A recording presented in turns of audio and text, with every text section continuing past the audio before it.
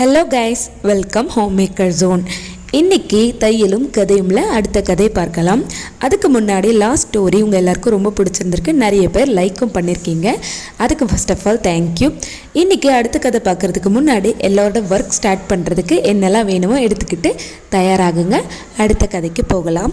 As usual நம்ம கதாநாயகி already ஒரு ப்ளவுஸ் ஸ்டிச் பண்ணது தான் போன ஸ்டோரியில் கேட்டிருப்போம். அவங்க செகண்ட் ப்ளவுஸை ஸ்டிச் பண்ணுறதும் அடுத்தடுத்து வந்த ப்ளவுஸ்லையும் என்னெல்லாம் ப்ராப்ளம் பண்ணாங்கன்னு இந்த ஸ்டோரியில் பார்க்க போகிறோம். ஒரு ப்ளவுஸில் ஒரு மிஸ்டேக் வருது அப்படின்னா ஸ்டிச் பண்ணும்போது அது தெரிஞ்சிச்சுன்னா ஒரு பிரச்சனையும் கிடையாது. இதுவே டெலிவரி பண்ணுறதுக்கு ஒரு 1 ஹவரோ இல்லை 1/2 ஹவரோ முன்னாடி தெரிஞ்சதுன்னா அது எவ்வளோ பெரிய இஷ்யூ, அது எவ்வளோ பெரிய டென்ஷனை உருவாக்கும்னு அந்த டெய்லருக்கு மட்டும்தான் தெரியும். நம்ம ஹீரோயினுக்கு அடுத்த ப்ளவுஸுமே வந்தாச்சு. நம்ம ஹீரோயினுக்கு இப்போ கான்ஃபிடென்ஸ் இருக்குது. கான்ஃபிடென்ஸ் இல்லைங்க, ஓவர் கான்ஃபிடென்ஸ் இருக்குது. இந்த ஓவர் கான்ஃபிடென்ஸ் எங்கே கொண்டு போய் விட்டுச்சுன்னு இந்த ஸ்டோரியில் பார்க்கலாம். அவளுக்கு ஓவர் கான்ஃபிடென்ஸ் கொடுத்தது வேறு ஒன்றும் கிடையாது. அவள் முதல்ல யாருக்கு ப்ளவுஸ் ஸ்டிச் பண்ணாலோ அவங்களோட ரெக்கமெண்டேஷனில் தான் அடுத்த கஸ்டமர் வந்தாங்க. அவளுக்கு ஹாப்பியும் இருந்துச்சு, அதே சமயம் ஓவர் கான்ஃபிடென்ஸும் வந்தாச்சு. அவங்களும் வழக்கம் போல் ப்ளவுஸ் கொடுத்துட்டாங்க. அது ரொம்ப சிம்பிளான ஒரு ப்ளவுஸ். ஃபஸ்ட்டு கஸ்டமர் கொடுத்த அளவுக்கு கூட ஒரு சின்ன டிஃபிகல்ட்டி கூட அதில் கிடையாது.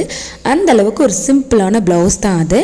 அந்த ப்ளவுஸை அவள் ஓவர் கான்ஃபிடென்ஸில் ரொம்ப கேஷுவலாக நார்மலாக ஸ்டிச் பண்ண ஆரம்பித்தா.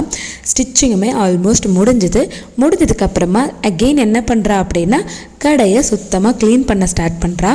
ஆக்சுவலி அந்த ஒரு ப்ளவுஸ் தான் அவளுக்கு அன்றைக்குமே இருந்தது. அதை தவிர்த்து அவளுக்கு நிறைய நேரங்கள் இருந்தது.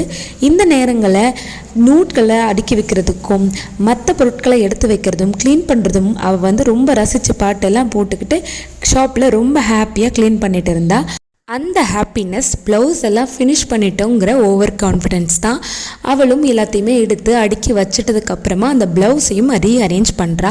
சாரீ எடுத்து தனியாக வைக்கிறதும் ப்ளவுஸை எடுத்து தனியாக மடித்து ரசித்து பார்த்து எடுத்து வைக்கிறா.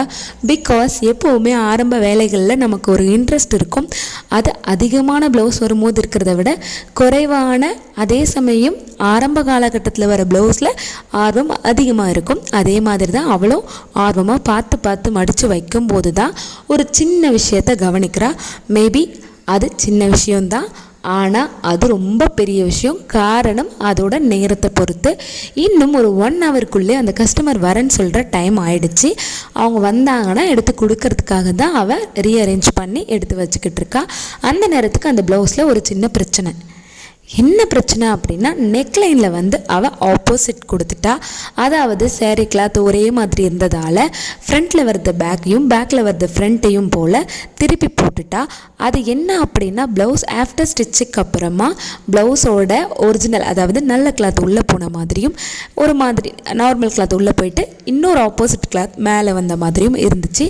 அதை அவ்வளோ நேரமாக அவள் கவனிக்கல. அதுக்கு அவளோட ஓவர் கான்ஃபிடென்ஸும் ஒரு காரணம். எடுத்து பார்த்ததில் இப்போ அதை ரெக்கக்னைஸ் பண்ணிட்டா. பிகாஸ் ப்ளவுஸை எடுத்து வைக்கும் போது ஃப்ரண்ட் பார்ட்டுக்கும் பேக் பார்ட்டுக்கும் கலர் சேஞ்ச் தெரியுது. அந்த மாதிரி சேஞ்ச் தெரியலைனா கூட அவள் தப்பிச்சிடலாம். ஆனால் தெரியுது.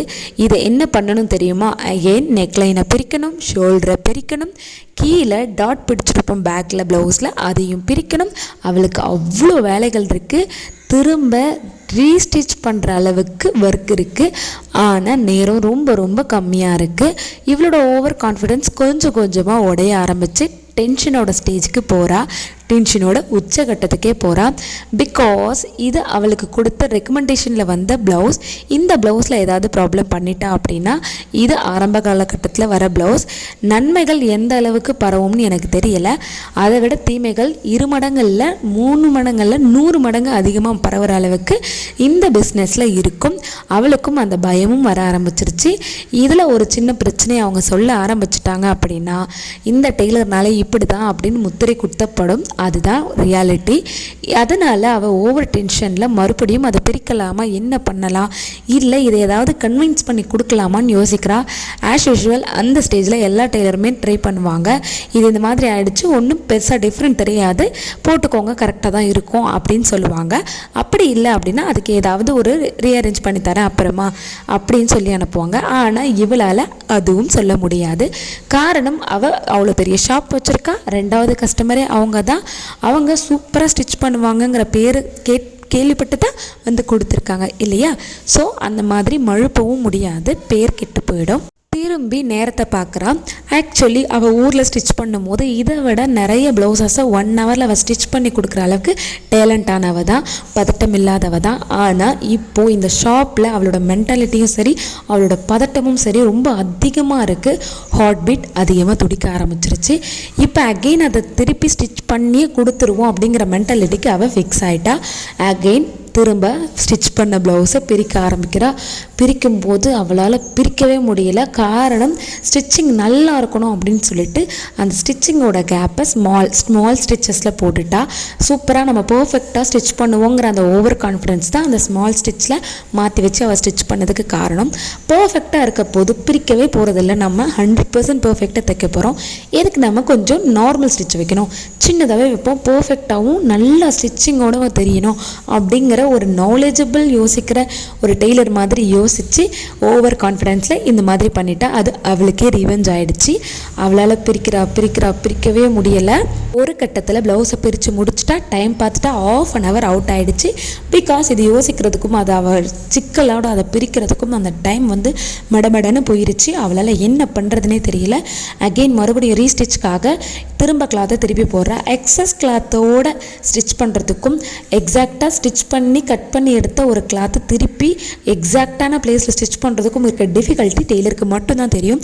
அவள் பார்த்து பொறுமையாகவும் தச்சாகணும், அதே சமயம் நேரம் கிடையாது, வேகமாகவும் தச்சாகணும்.